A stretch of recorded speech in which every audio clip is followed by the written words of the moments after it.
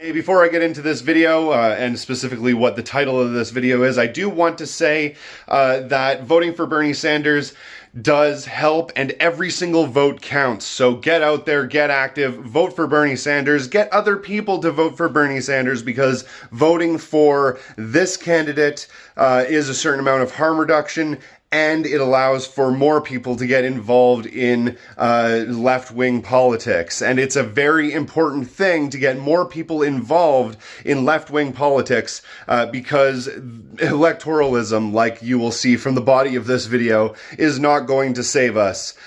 So definitely go out there, get active, do that as much as you possibly can, and especially the youth vote.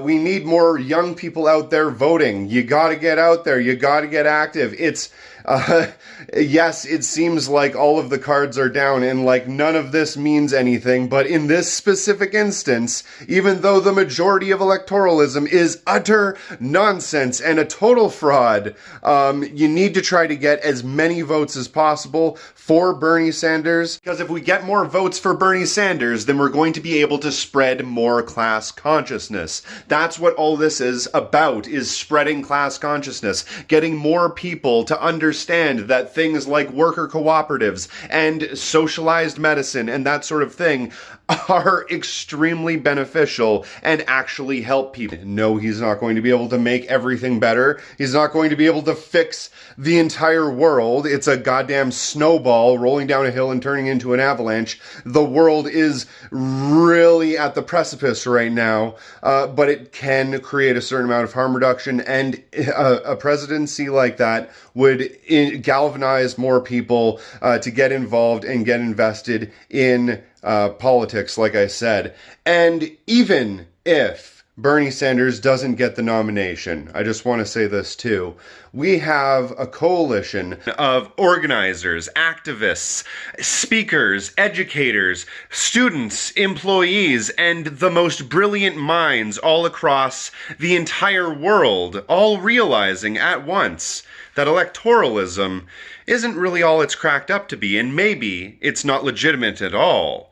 And if that's the case, then I think that a lot of them are going to use all of these things that they've learned, knocking on doors, talking to people one-on-one, changing minds. And they're going to be pretty angry at a system that routinely tells them that they're able to make their voices heard and make change through this system, and then at the very last moment have that ability taken away. And they're going to want to use those powers that they've gained to maybe fight against that system. And that's not going to bode very well for the people that are in power right now. I mean, some might become demoralized, but I imagine a whole lot more are going to become radicalized. But with that being said, let's get into it. Hey, it's Aaron, and boy, howdy did we ever have an interesting night last night. Today is the morning after Super Tuesday, so I guess it's sad, remorseful Wednesday, and we're going to talk a little bit about the results that came in throughout the night. Actually, no, we're not going to talk about that entirely. We're going to talk about it a little bit. In fact, I'm just going to talk about it right now. And then for the rest of this, we're going to talk about something that's a little bit more important than the results themselves, but kind of a whole broad view, an overview, if you will, of this entire sham. Now, let's get into it. So, right off the hop, if you didn't know, from the numbers that I've seen right now, and right now it's still relatively early in the morning, we are projected to have possibly a tie between Joe Biden and Bernard Sanders, thanks to the Super Tuesday, something like 15 states all deciding to vote all at once. Now, it didn't seem like Joe Biden was going to have enough momentum to pull anything off outside of his adult diapers. Oh, God damn it, I'm going to have to cut that. That's ageist. Anyway, it didn't look like Joe Biden was ever going to be able to pull any of this off. But apparently, right at the very last moment, with all of the neoliberals, all of the centrists coalescing together and all going behind Joe Biden in support, he was able to basically create an upset, and he took a bunch of different states. Pretty much every one of the southern states, Joe Biden definitely took, and he even eked out possibly a tie in Texas, one of the states that Bernie Sanders was surely going to be able to take without any real problems. Kitty, please, I'm trying to record a video. I know. One of the dogs that I was looking after is gone now, Pablo, and the cat has missed Pablo dearly, and it seems like she continuously screams out the window, longingly looking for our great big friend Pablo. So press F in respects to Pablo. Anyway, so as I was saying, Joe Biden, amazing upset. Really hurt Bernie Sanders going into this Super Tuesday. There's a lot of different information coming out with a lot of different results. One thing that's interesting to take away from this is the hashtag rigged primary was trending all across social media, and it didn't really seem like a lot of Bernie Sanders supporters were following that trend. It seemed like a lot of Joe Biden supporters were actually boosting this hashtag and making it seem as though a lot of Sanders supporters were contesting whether or not this whole primary was rigged or wasn't rigged. Whether or not it was or wasn't doesn't really matter in my situation, because that just kind of leads us to the next point in my video, which is basically how all of this is a spectacle, all of this is a show, and by the end of this, hopefully, I'm going to be able to reach a bit of an olive branch out to a lot of social democrats or democratic socialists out there who are angry or upset or saddened by this situation. So, like I was saying a moment ago, this is a spectacle. Politics is a spectacle. Politics is a great big show. It's all just a big fucking circle jerk of bullshit that doesn't make any sense and is scripted and is created just for the simple reason to keep you paying attention to that and not actually paying attention to anything else that's going on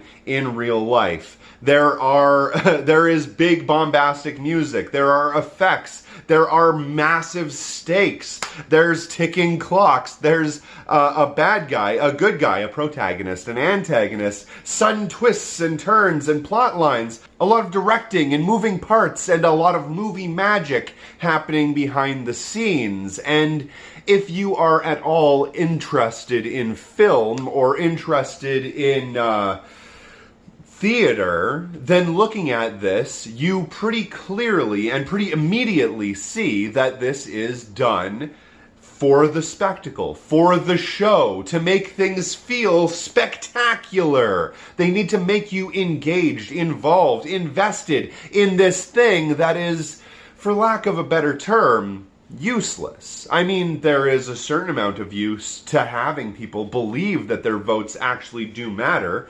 It's a great way to manufacture consent and allow people to believe that their voices are actually being heard when they're really not.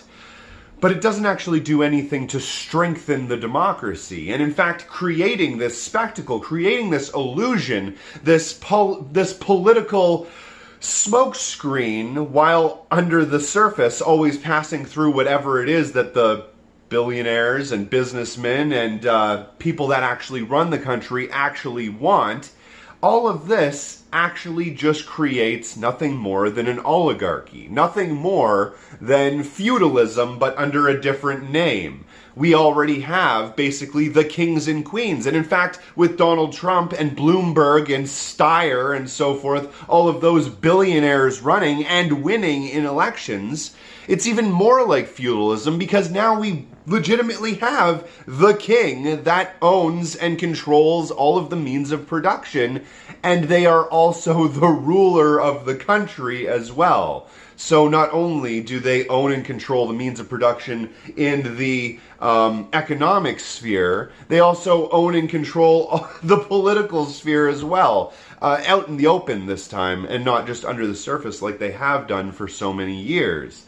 Like I said, this is all a spectacle, and it's broadcast to us a lot like a sporting event or a sports game. I like to look at it as the WWE, because we already know that to a certain extent, the WWE is totally rigged and total bullshit.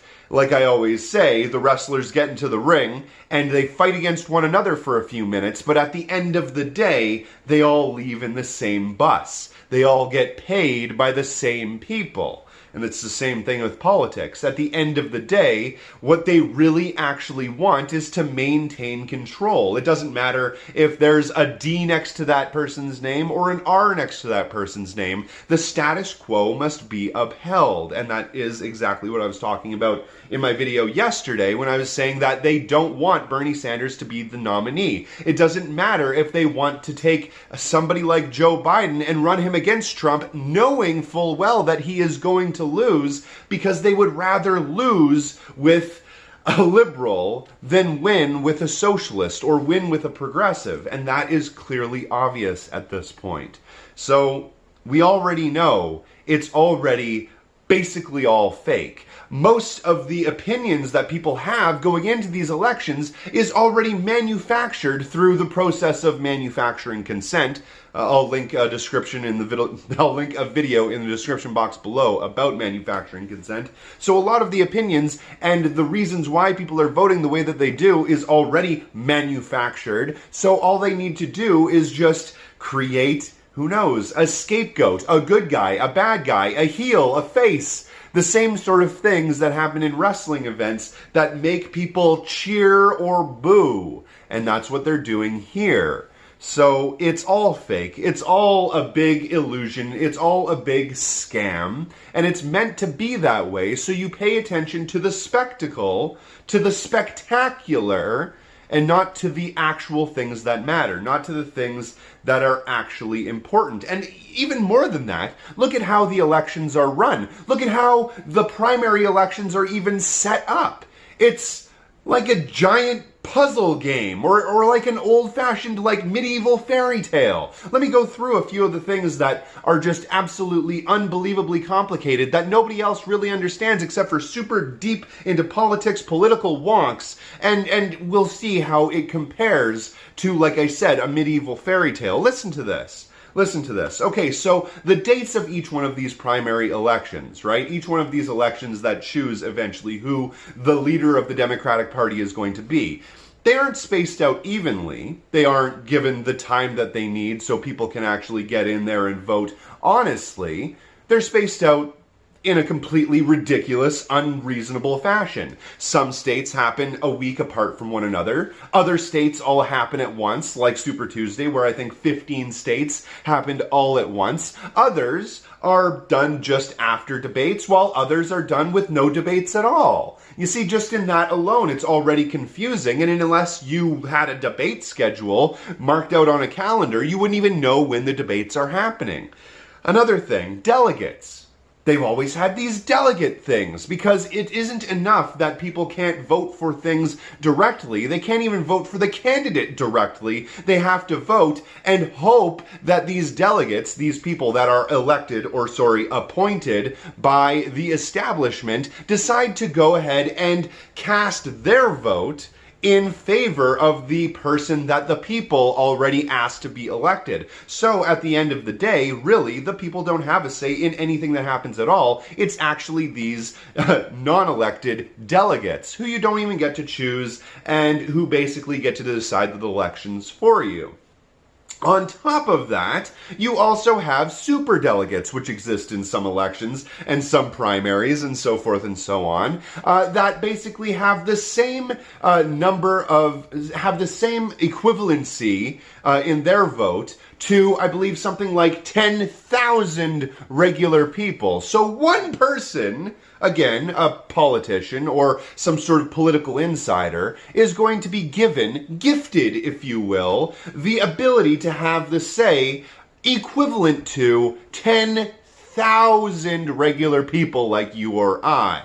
Again, this is complete wonkery, complete absolute fucking madness. None of it makes any sense, and it is deliberately done that way to make sure that it's confusing and to make sure that at every step the powerful can continue to keep power. Again, another thing, like I said a moment ago, Super Tuesday in and of itself is just a sham, a complete fraud, a complete bullshit thing that they do to make sure that they keep the spectacle going, that they keep the people engaged. I'm pretty sure that the ratings for Super Tuesday going into them were pretty high, and all of these states voting at once, including two of the largest states in the entire country, leaves a whole lot of room for a whole lot of errors. I know he's missing, I know, sweetheart, but he will be back someday soon, I hope. And if he is, I'll put him back on camera. Pablo, that is. Like I said, all of these things are like a medieval fairy tale. It's literally like the Excalibur. Like I said, all of this is set up like a medieval fairy tale. It's like the Excalibur myth. You have to go and find a lady in the lake who's eventually going to give you a magic map that will lead you on a journey, a quest, if you will, to find the most powerful sorcerer and wizard in all of the land, Merlin, so you can eventually go to the sword in the stone and pull Excalibur from the stone so you can become the King of England. It's absolute madness, and it's set up that way to be confusing, to be aggravating, and to absolutely mask and smokescreen all of the different fuckery that the establishment will go through so they can make sure that they stay in power. Like I said last night, if you can actually look at this stuff and believe that it somehow is real, that it isn't all just staged bullshit fakery, then you're truly just drinking too much of the Kool-Aid. You have completely been propagandized to, and you are not a lost cause, but you gotta take a step back and actually think for a second, this shit might not actually be legitimate. So in conclusion, like I said, all of this is a spectacle. All of this is a show. All of this is a game. I refer to all of these videos. In fact, I tag them as sports because to me, they are nothing more than sports. Politics in and of itself is just a sport, a highly rigged one, like the WWE, but a sport nonetheless. And that's why I label them as such. And in that, if you feel like you're being cheated, it's because you are. It's because all of this is just a sham. Electoralism, again, is literally created so that we fight each other instead of actually going about and fixing the system. That's why we have to beat the hell out of Warren supporters and Biden supporters and so forth and so on, just so we can all get health care. None of that makes any sense. The working class shouldn't be fighting against each other. We should be able to vote on these policies themselves instead of a person that might possibly bring these policies into fruition if they get enough support from all of the other bureaucratic nightmare hellhole world establishment douchebags that are in the way from making them actually create real change.